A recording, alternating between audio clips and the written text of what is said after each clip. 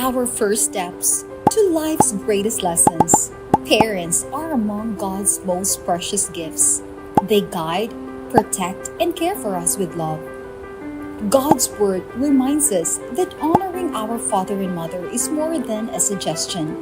It is a command rooted in love and respect. Every act of obedience, gratitude, and kindness is a way of showing honor to those who care for us. What role does parent plan in helping children know God? How can you show love and respect to your parents? Show your appreciation to them by honoring them. Today on Good Morning Pastor.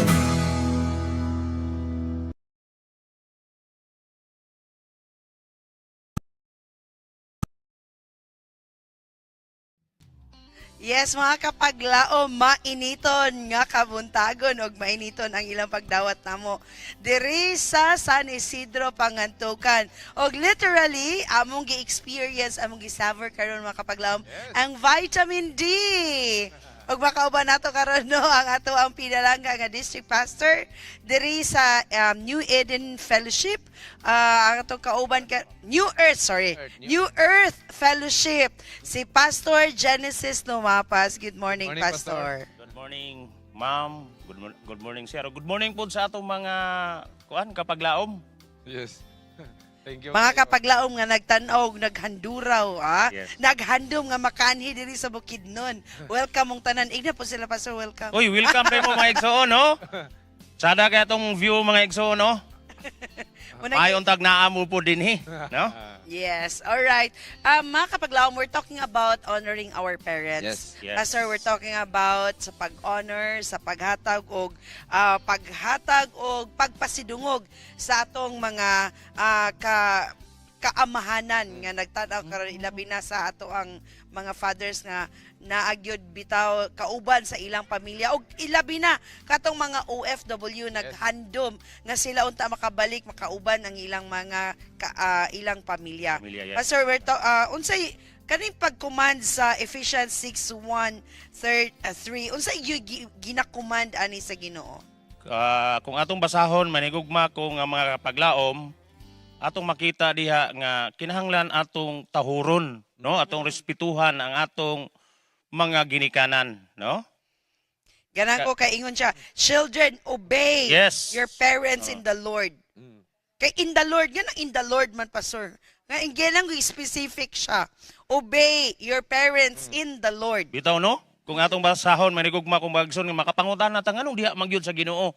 Kung atong tanawon, manigugma kung mga kaigsunan, mga kapaglaom, atong makita sa kalibutan karon nga grabe ang atong mga kabataan, wala nagyoy pagtahod sa atong mga ginikanan. Atong nakita, ang influence po sa mga ginikanan karon dili na maayong ang ilang mga influence. Muna nga, ingon ang Ginoo, ingon si Pablo, ingon ang Ginoo pinagi kang Pablo, nga atong tahuron ang atong mga ginikanan in the Lord.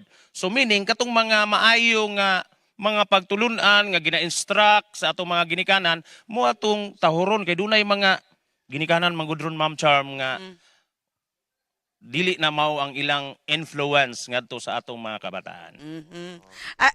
Ako po ganan kay ko ani nga verse kay naa siya promise ba? Yes. Diba? Ganan kay ko ang promise gani mura bitaw siya og sugo pero naay premiuming ba? Yes. Kana mo ka nga adto dito pagbalik nimo na rin kay reward o ganaan kay ko ang premium actually is so that it will go well with you and you will enjoy long life on Yes. earth.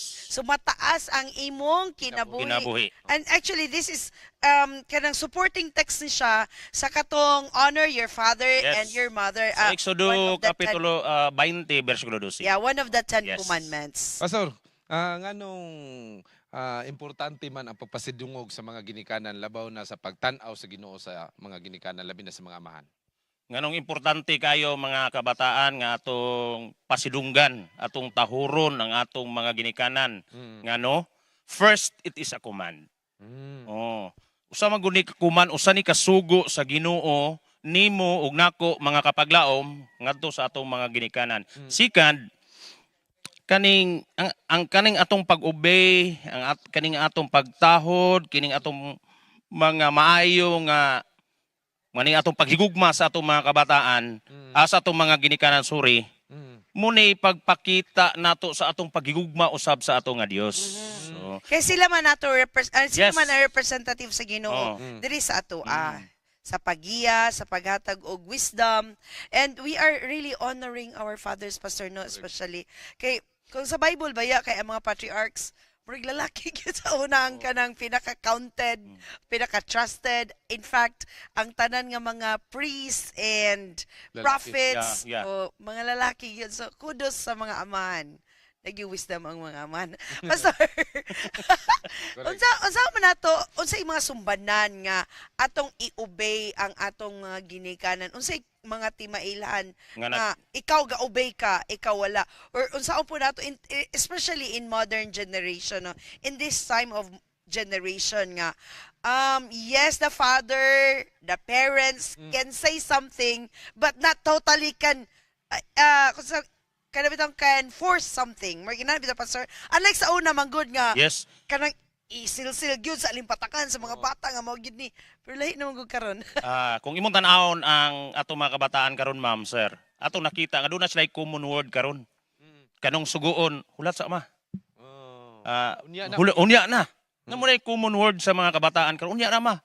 Sige, nag-unya, nahurot ng oras. So ato makita nga ang pagpakita sa atong pag-honor sa atong mga amahan, sa atong mga ginikanan, mga kapaglaom, labi na gyud sa atong mga kabataan, sa atong mga viewers karon, kanig yung kanunay masinugtanon sa ilang mga sugo.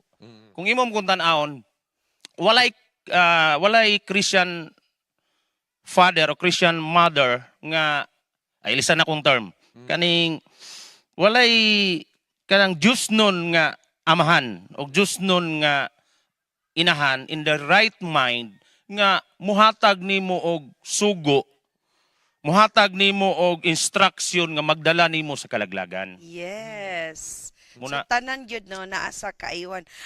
Ako lang ni insert, Pastor Bakay. There are also mga anak karon nga kanabitang ginikanan nga wala naghatag sa ilang responsibilidad sa ilang mga anak. Kabataan. Unsa man na, Pastor, kay naman gayuban nga dili gyud ka pasaylo.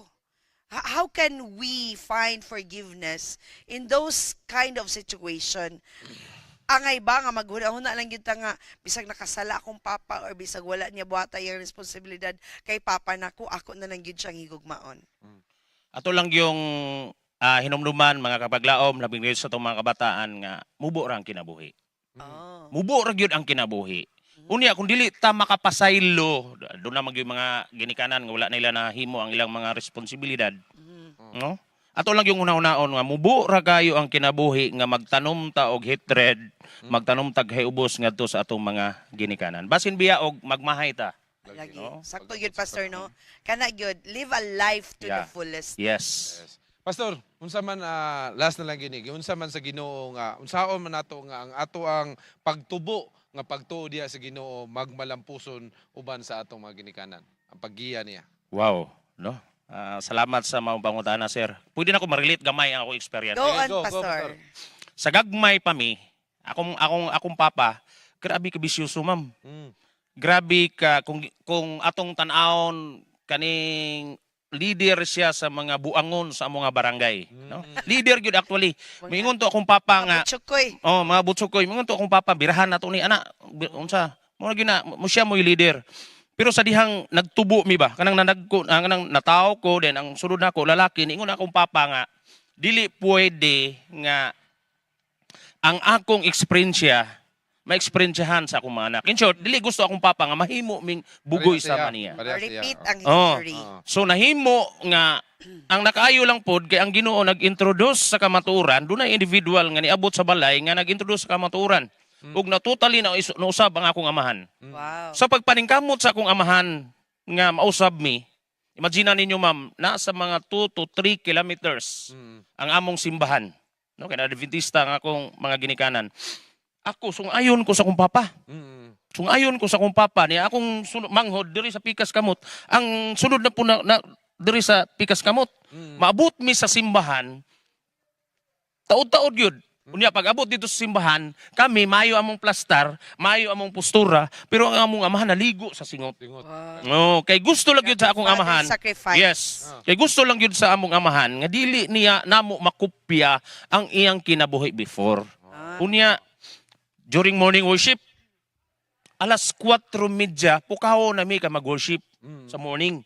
Unya sa hapon, before musalop ang adlaw, kinahanglan naa nami sa balay, kay kinahanglan una sa dili pa mi matulog, sa dili pa namo buhaton ang mga gimbuhaton anang gabi una gyud namo pangitaon ang Ginoo. Wow. So dako kayog influence ang mga ginikanan ngadto sa mga kabataan. Wow. No? Yes. So sa tanang mga papa din ha, tanang mga mama, Saludo. nga nagpakapapa, saludo ninyong tanan. Ayan. O ginaot pa nga ang Ginoo mag-strengthen ka ninyo, no? Yes. Og sa kanunay, among gisaluduhan ang inyong paghatag og panahon, sakripisyo, singot, dugo, og sa tanan yung kinabuhi alang sa inyong tibuok pamilya.